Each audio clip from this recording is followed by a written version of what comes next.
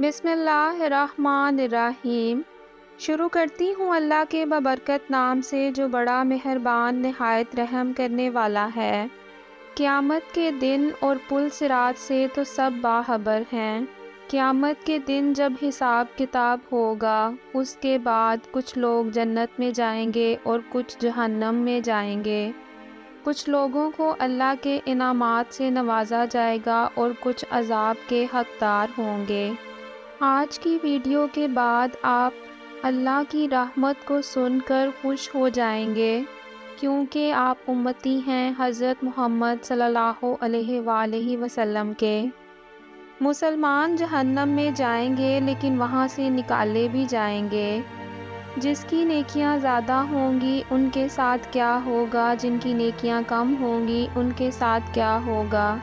قرآن پاک میں اللہ کا ارشاد ہے، اس دن کوئی سفارش فائدہ نہ دے گی مگر جس کے لیے رحمان اجازت دے۔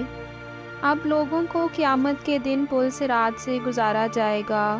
وہ پل صراط سے نیچے پروانوں کی طرح گر رہے ہوں گے۔ فرشتوں کو، نبیوں کو، شہداء کو، صالحین کو اجازت ہوگی کہ وہ لوگوں کے لیے سفارش کریں، اور وہ سفارش بھی کریں گے۔ سب سے پہلے حضرت محمد صلی اللہ علیہ وآلہ وسلم لوگوں کے لیے سفارش کریں گے۔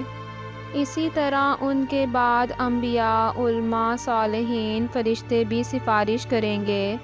ایک آدمی کی سفارش سے قبیلہ بنو تمیم کے افراد سے زیادہ لوگ جنت میں داخل کر دیے جائیں گے۔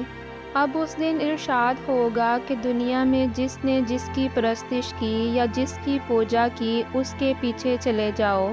مثال کے طور پر جس نے بتوں کی پوجا کی وہ بتوں کے پیچھے جائیں گے، جس نے سورج چاند ستاروں کی پوجا کی وہ اس کے پیچھے جائیں گے، جس نے درخت، سانپ، گائے کی پوجا کی وہ اس کے پیچھے جائیں گے۔ ان سب کے بعد ایک گروہ کھڑا رہ جائے گا۔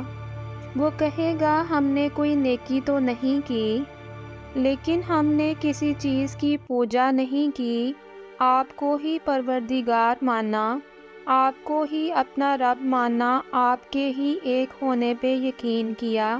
اللہ تعالیٰ اپنی رحمت سے ان سب کی بخشش فرمائے گا۔ پھر اسی گروہ کے لوگ اللہ تعالیٰ سے کہیں گے کہ جن مومن لوگوں کو آپ نے جہنم میں بھیجا ہے وہ بھی ہماری طرح ہی نماز پڑھتے تھے، ہماری طرح ہی حج کرتے تھے، آپ ان کی بھی بخشش فرما دیں۔ پھر اللہ تعالیٰ ان سب کو جہنم کی طرف بھیجے گا اور کہے گا، جس جس کو پہچانتے ہو، جس جس کی شہادت دے سکتے ہو وہ دے دو۔ اس طرح اللہ تعالیٰ ان کو بھی جہنم سے آزاد کر دے گا۔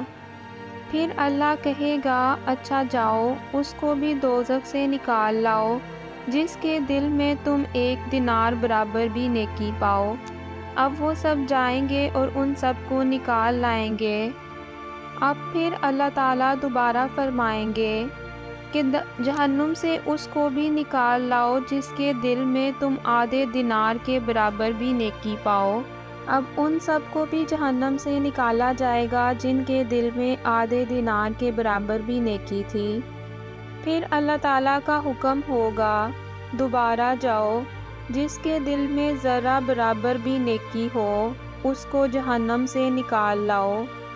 اب وہ مومن جائیں گے اور ان لوگوں کو نکال لائیں گے اور کہیں گے کہ اے اللہ، اب دوزخ میں کوئی بھی بلائی باقی نہیں رہی، جہنم میں کوئی بھی ایسا انسان نہیں ہے جس کے ذمہ کوئی بھی نیکی نہیں، سب وہی لوگ ہیں جنہوں نے اپنی زندگی میں صرف گناہ کیے ہیں۔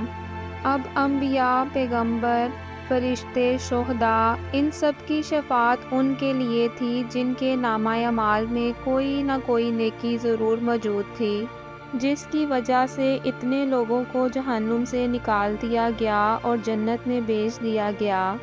لیکن ابھی الرحمن الرحیم کی ذات باقی ہے، جس کی رحمت، جس کی عنایت کا تو کوئی اندازہ ہی نہیں۔ یہ فرماتے ہی اللہ تعالیٰ دوزخ سے مٹھی بھر ان لوگوں کو نکالے گا جنہوں نے نہ تو کوئی نیکی کی، نہ تو کوئی اچھا کام کیا، لیکن اپنی پوری زندگی میں ایک دفعہ دل سے لا الہ الا اللہ محمد رسول اللہ پڑھا، جو صرف نام کے مسلمان تھے، جنہوں نے بس اقرار کیا تھا کہ اللہ ایک ہے، اس کا کوئی معبود نہیں، اور حضرت محمد صلی اللہ علیہ وآلہ وسلم اللہ کے رسول ہیں، اللہ تعالیٰ اپنی رحمت سے ان سب کو جہنم سے نکال دے گا۔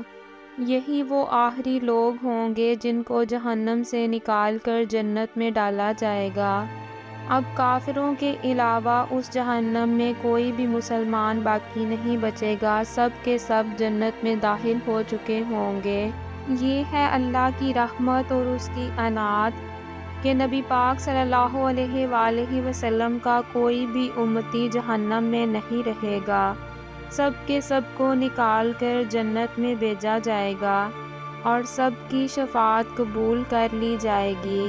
لیکن جنت میں مختلف درجے ہوں گے، سب سے زیادہ نیک کام کرنے والے اوپر والے درجے میں ہوں گے، اس طرح جو آخر پہ جہنم سے نکالے جائیں گے وہ سب سے نچلے درجے میں ہوں گے۔ جس طرح ہم دنیا میں مختلف درجوں کے لوگ دیکھتے ہیں، اس طرح جنت میں بھی مختلف درجے ہوں گے، لیکن نبی پاک صلی اللہ علیہ وآلہ وسلم کا امتی ہونے کی وجہ سے سب کو جنت میں بھیجا جائے گا۔ اللہ تعالی ہم سب پر اپنی رحمت کرے، آمین۔